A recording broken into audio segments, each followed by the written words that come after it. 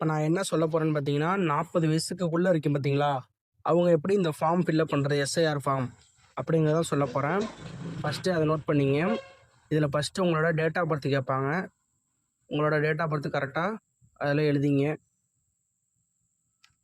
எழுதிக்கிட்டு அதுக்கப்புறம் உங்களோட ஆதார் நம்பர் கேட்பாங்க. அந்த ஆதார் நம்பர கரெக்ட்டா எழுதிக்கங்க. எழுதிக்கிட்டு அதில வந்து அடுத்தது கீழ பார்த்தீங்கன்னா, உங்களோட வந்து மொபைல் நம்பர் கேட்பாங்க. உங்களோட மொபைல் கையில இருக்கிற மொபைல் நம்பர் எழுதிங்க. எழுதிக்கிட்டு அடுத்தது வந்து உங்களோட அப்பா பேர் கேட்பாங்க. உங்க அப்பாவோட பேர் எழுதிங்க.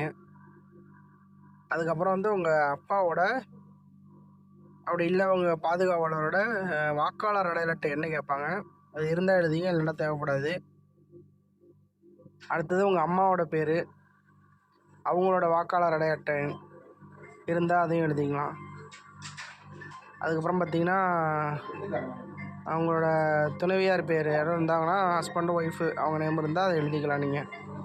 அதில எழுதிக்கிட்டு அதுக்கு கீழ வந்து பார்த்தீங்கன்னா, அவங்களோட வாக்காளர் அடையாள அட்டை எண் அதையும் எழுதிக்கணும். இப்போ வந்து நீங்க 40 வயசுக்குள்ள இருக்கீங்க. அதனால நீங்க ஃபில் பண்ண வேண்டியது என்னன்னு பார்த்தீங்கன்னா, இந்த சைடு இருக்கு பார்த்தீங்களா? முந்தைய சிறப்பு தீவிர திருத்தத்தில் உள்ள வாக்காளர் பட்டியலில் உள்ள வாக்காளர் விவரங்கள். இத நீங்க ஃபில்அப் பண்ண தேவையில்ல. இதில உள்ள எதையுமே நீங்க ஃபில்அப் பண்ண வேணாம்.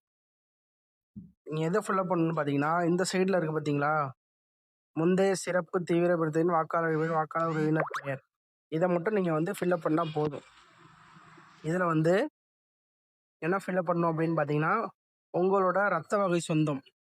அதாவது உங்க அம்மா, அப்பா அப்படி இல்லைன்னா தாத்தா, பாட்டி அவங்களோட டீட்டெயில் மட்டும் ஃபில் பண்ற மாரி இருக்கும்.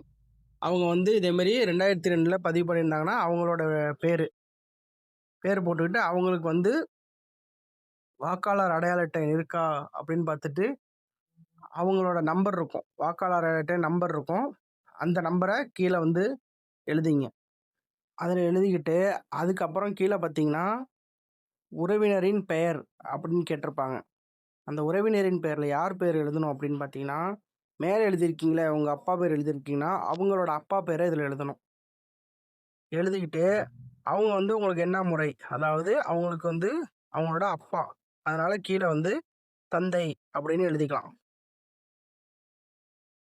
அதில வந்து தந்தை அப்படின்னு எழுதிக்கிட்டு, அடுத்தது உங்களோட மாவட்டம், அடுத்தது மாநிலம் அதெல்லாம் எழுதுற மாரி இருக்கும். இது வந்து அப்ப 2002ல வந்து எப்ப உங்களுக்கு வந்து என்னென்ன மாவட்டமா இருந்துச்சு, மாநிலமா இருந்துச்சு அத எழுதிக்கணும். அப்புறம் வந்து உங்க சட்டமன்ற தொகுதியின் பெயர் அத எழுதிக்கணும்.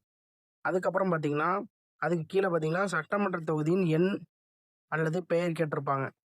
அந்த பெயர நீங்க இந்த கீழ ஃபில்அப் பண்ணிக்கணும். அதில நீங்க ஃபில்அப் பண்ணிக்கிட்டு, என்ன பேரும் அதுவும் சேர்த்து பண்ணிக்கணும். அதுக்கப்புறம் பாகம் எண்ணுன்னு குடுத்துருப்பாங்க. அந்த ஓட்டர் லிஸ்ட்ல பார்த்தீங்கன்னா, பாகம் எண் இருக்கும். அத ஃபில்அப் பண்ணிக்கணும். அதுக்கப்புறம் பார்த்தீங்கன்னா, வரிசை எண். என்ன வரிசையில உங்க நம்பர் இருக்கு அப்படின்னு கேட்பாங்க. அதையும் நீங்க இதில வந்து ஃபில்அப் பண்ணி முடிச்சிடணும். முடிச்சதுக்கப்புறம் எல்லா டீட்டெயிலும் கரெக்ட் பார்த்துட்டு, கீழ பார்த்தீங்கன்னா, உங்களோட சைன் கேட்டிருப்பாங்க. அதில உங்களோட சைன போட்டுருங்க. சைன போட்டுட்டு இந்த ஃபார்ம நீங்க மேக்ஸிமம் நீங்க ஃபர்ஸ்ட்டு ஒரு பென்சில்ல ரஃப்பா ஃபில்அப் பண்ணி பார்த்துக்கிட்டு, அப்புறம் கூட நீங்க பேனால ஃபில்அப் பண்ணிக்கலாம். சைன் முடிச்சோனே நீங்க அடுத்தது பிஎல்ஓட்ட குடுத்தீங்கன்னா, அவங்க ஒரு சைன் பண்ணிட்டு, உங்களுக்கு ஒரு ஃபார்மு, அவங்க ஒரு ஃபார்ம் கையில வச்சுப்பாங்க.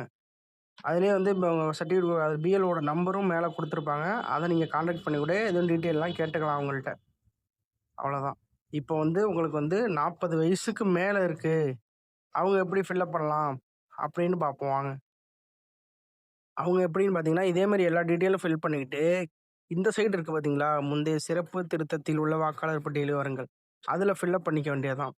அதில வந்து அ யாரு அவங்களுக்கு இது பண்ணியிருப்பாங்க, அவங்களோட அம்மா, அப்பா, கணவர் பெயர்லாம் குடுத்துருப்பாங்க. அவங்கலாம் வந்து இதில வந்து ஃபில்அப் பண்ணிக்கலாம்.